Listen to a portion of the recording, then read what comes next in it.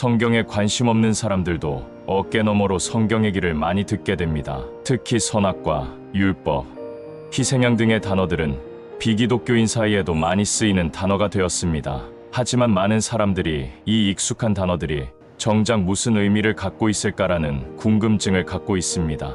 그 중 하나가 동정녀 마리아입니다. 우스갯소리입니다만 혼자 속으로 생각해 본 일도 있었습니다. 동정녀라면 불쌍해서 동정을 받는 여자란 말인가? 아니면 한복이또리 목 부분, 일본어로 에리, 영어로는 칼라가 특별한 여자라는 말인가? 나중에 동정이 동정이란 뜻이라는 것을 알게 되었어도 의문은 가시질 않았습니다. 동정이란 말을 사전에서 찾아보면 이성과의 성적 관계를 전혀 갖지 않은 순결한 상태라고 합니다. 그러니까 동정녀란 남성과 한 번도 성관계를 갖지 않은 여자란 말인 것입니다. 동정녀란 단어의 정확한 뜻을 알고 난 후에도 여전히 마음속이 개운하지는 않았습니다. 남자의 씨를 받지 않은 밭이 어떻게 아이를 생산할 수 있단 말인가? 과학적으로 가능한 일인가? 인류 역사상 한 번이라도 이런 일이 있을 수 있는가? 성경을 살펴보겠습니다. 주의 사자는 예수님께서 동정녀 즉 처녀에게서 태어나실 것을 선언합니다. 보라, 처녀가 잉태하여 아들을 낳을 것이요. 그러나 사실 과학이란 것이 그다지 대단한 것도 아니고 더구나 과학으로는 설명할 수 없는 현상도 부지기수입니다. 그렇다고 해서 동정녀 문제가 해결된 것은 아니었습니다. 그래, 정자와 난자가 합쳐서 애를 만들게 한 것도 전지전능하신 하나님인데 그분이 동정녀가 애를 낳도록 할 수 있다고 합시다. 중요한 것은 성경에는 왜 동정녀가 등장하고 왜 예로부터 지금까지 수많은 사람들이 동정녀 마리아 마리아 하며 노래를 부르고 있는 걸까요? 구약 성경의 세 번째 책으로 이스라엘 사람들의 예배와 제사의식을 가르치고 있는 것이 바로 레위기입니다. 레위기에서는 제사에 대해 자세히 이야기하고 있습니다. 만일 평민의 한 사람이 여호와의 계명 중 하나라도 부지 중에 범하여 허물이 있었는데 만일 족장이 그의 하나님 여호와의 계명 중 하나라도 부지 중에 범하여 허물이 있었는데 만일 이스라엘 온 회중이 여호와의 계명 중 하나라도 부지 중에 범하여 허물이 평민이 죄를 지었을 때에서부터 전 국민이 죄를 지었을 때에 이르기까지 하나하나 상세하게 어떻게 죄를 사함받는가, 번제는 어떻게 하고 화목제는 어떻게 하고 속건제는 어떻게 제사를 지내는가에 대해 하나하나 설명하고 있습니다. 제사에는 제물이 꼭 필요합니다. 그리고 죄를 사함받기 위한 제물인 희생양은 흠없는 깨끗한 놈이어야 합니다. 시꺼먼 죄를 하얗게 사함받기 위해서 드리는 희생제물이 기계충에 걸려 거무튀튀하거나 도장 부스럼 때문에 여기저기 빵꾸가 뻥뻥 난 놈이라면 말이 되겠습니까? 죄를 대신 짊어지고 죽어야 하는 희생제물은 깨끗해야만 하는 것입니다.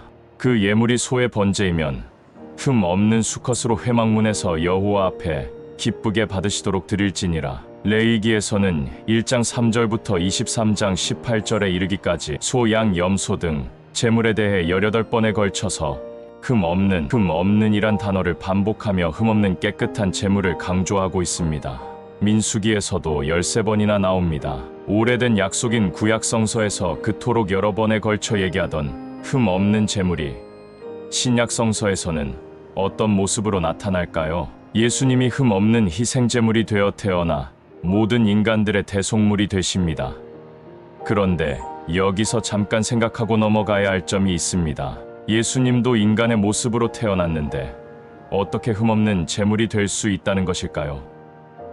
전 인류의 죄를 뒤집어쓰고 대신 죽어야 할 흠 없는 제물이어야 하는데 선악과 사건에서 알 수 있듯이 아담 한 사람으로 인해 모든 사람이 죄인이 되었는데 어떻게 예수님만 죄인이 아닐 수 있는가? 옛날 어렸을 때 부르던 노래 중에 짱구 아들 짱구, 짱구 아빠 짱구라는 것이 있었습니다. 할아버지가 박씨면 손자도 박씨, 아버지가 김씨면 나도 김씨인 것이 당연한 사실일진데 어떻게 예수님만 죄 없이 태어날 수가 있을까요?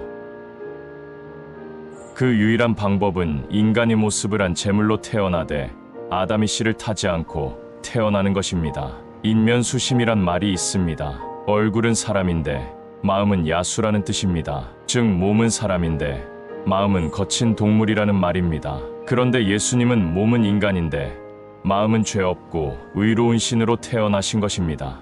인면신심으로 어떻게 동정녀의 몸을 빌려서 그렇다. 예수님은 인면신심이다.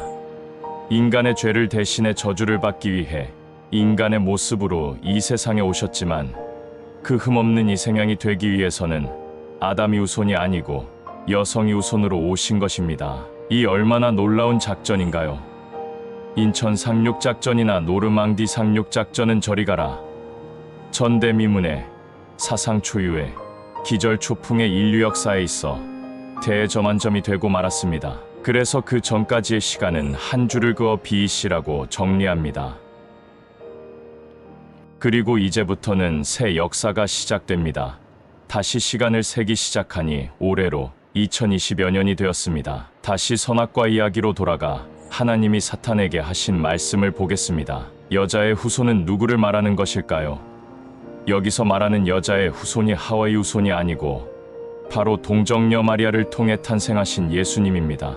성경에서는 항상 인류의 대명사로 아담을 사용합니다. 즉 성경에서는 남자의 후손이 아닌 동정녀 마리아를 뜻하는 여자의 후손인 예수님이 사탄의 대가리를 박살내고 사탄은 예수님 발뒤꿈치를 깐죽거리는 수준의 싸움이 있을 것이라고 말하는 것입니다. 이는 모든 사람의 마음 속에서의 싸움을 말하고 있습니다.